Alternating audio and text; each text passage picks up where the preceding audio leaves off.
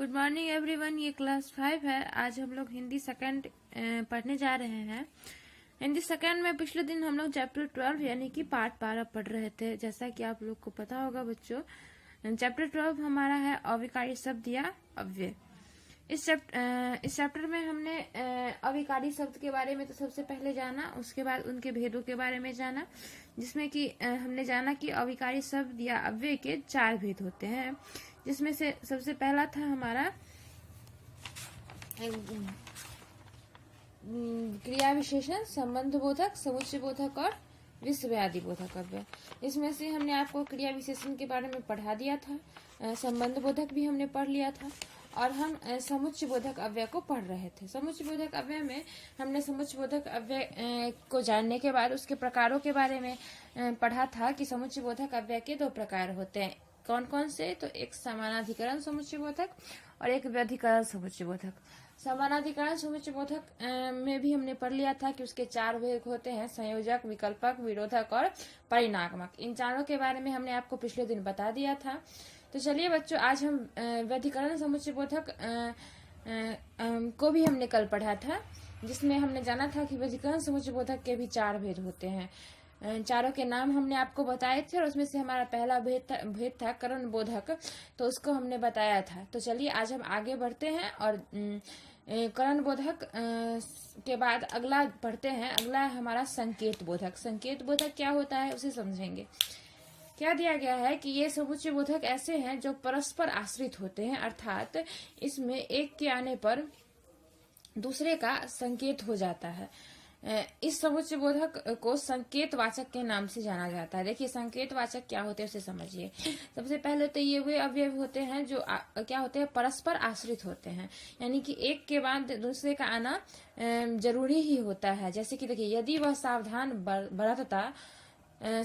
बरतता तो दुर्घटना नहीं होती। देखिए यदि और तो, अगर यदि आया है तो आएगा ही, बिना तो के ये वाक्य संभव नहीं है।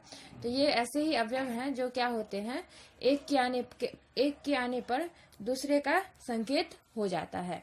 ऐसे ही अगला है वह बीमार है इसलिए ठीक से नहीं यद्यपि वह निर्धन है तथापि ईमानदार है।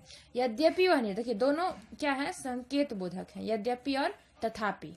यद्यपि वह बीमार है, निर्धन है तथापि ईमानदार है, दोनों एक दूसरे पर आश्रित है। आप देख रहे हैं दोनों संकेत, इसलिए इसे हम क्या कहते हैं, संकेतवाचक समुच्चय बोधक अव्यय कहेंगे, क्योंकि एक दूसरे पर आश्रित है।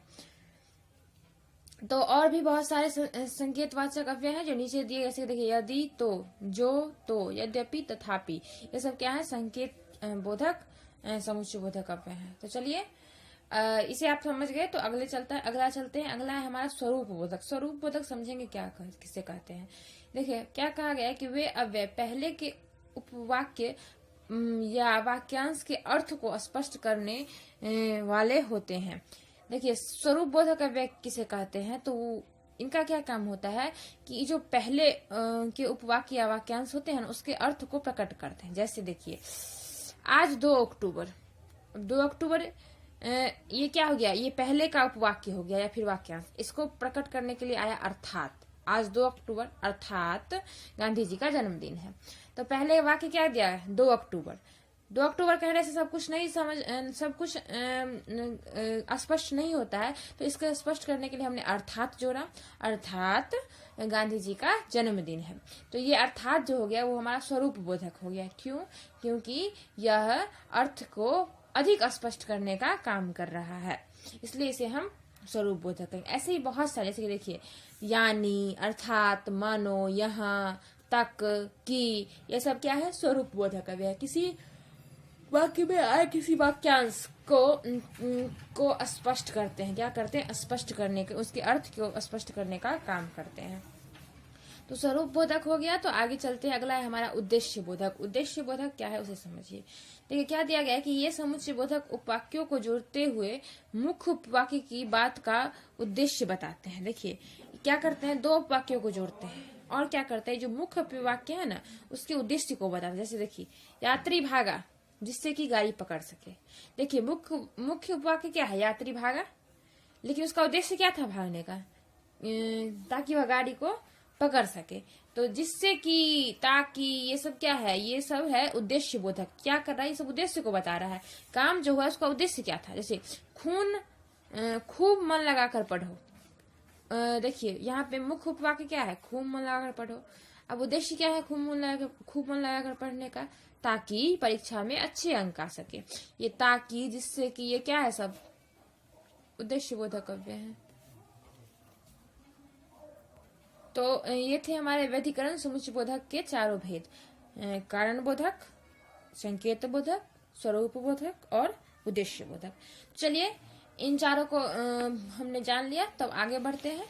तो हमारा आज समुच्चय बोधक अव्यय समाप्त हो गया। अब हमारा लास्ट है, ये है अव्यय का लास्ट भेद, विस्मयादि बोधक अव्यय। छोटा सा है, आप इसे समझ लेंगे। देखिए विस्मयादि बोधक क्या होता है, वाक्य में प्रयुक्त जिन शब्दों के द्वारा हर्ष, शोक, विषाद, घृणा, आश्चर्य आदि के भाव प्रकट होते हैं, वो विस्मयादि बोधक अव्यय कहलाते हैं। एक बार फिर से जानिए कि कोई भी वाक्य, अगर उस वाक्य में हमें हर्ष यानी कि खुशी, शोक, दुख, विषाद, घृणा, इन सारी चीजों को अगर प्रकट करना होता है, तो उसे प्रकट करने के लिए जिस शब्द का हम प्रयोग करते हैं, वही शब्द क्या कहलाता है, विस्मयादि बोधक अव्यय कहलाता है। जैसे कि आइए समझते हैं कैसे। जैसे कि देखिए यह लिखा है, वाह क्या सुहावना मौसम है। और देखिए वाह जो है ये क्या कर रहा है, हर्ष को प्रकट कर रहा है, वाह क्या सुहावना मौसम है। तो वाह क्या हो गया, विस्मयादि बोधक अव्यय हो गया। बाप रे बाप इतना बड़ा सांप, आश्चर्य, बाप रे बाप क्या कर रहा है, आश्चर्य को प्रकट कर रहा है, तो बाप रे बाप क्या हो गया, विस्मयादि बोधक अव्यय हो गया। ऐसे ही हाय मैं लुट गया, तो हाय क्या है विस्माद को प्रकट कर रहा है, इसलिए विस्मयादि बोधक अव्यय कहलाएगा। ऐसे ही छी क्या है, घृणा को प्रकट कर रहा है, छी क्या कहलाएगा, हमारा विस्मयादि बोधक अव्यय कहलाएगा।